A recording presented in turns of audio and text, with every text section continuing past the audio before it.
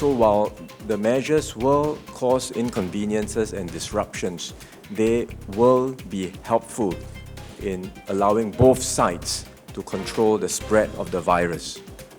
So we will make the adjustments where necessary when it comes to the workers, but we also will need to continue with all our efforts to limit the number of imported cases, to limit the spread of the virus within Singapore itself. Prime Minister Lee has said the Malaysians have assured us that they will continue with the flow of goods and cargo, but because of this measure, Malaysians commuting to Singapore daily will be affected.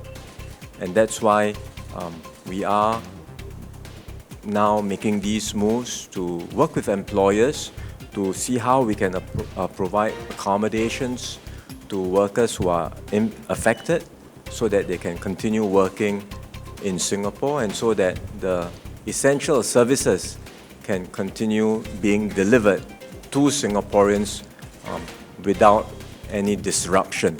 How will goods and cargo be delivered?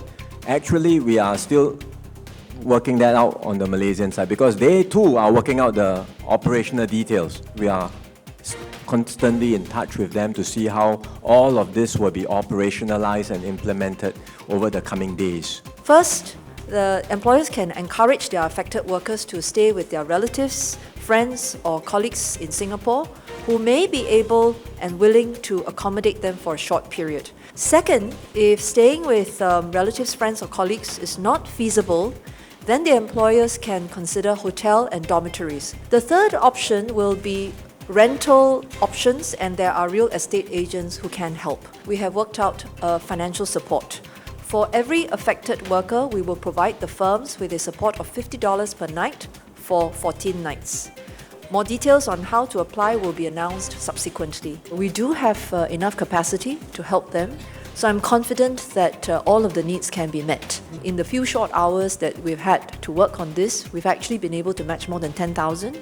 So I'm confident that by the end of the day, any one of the affected workers that need to stay in Singapore will be able to find suitable accommodation. Right, we can't rule it out because it will again depend on global and the local situation. We have always said that we need to consider a whole range of measures and not rule anything out. So something as stringent, we are not planning for it, so Singaporeans should not think of us as planning for it, but it is certainly a very extreme measure, and we don't think we need to get there if we do all the things that we have been doing and we have been advocating and we do them well.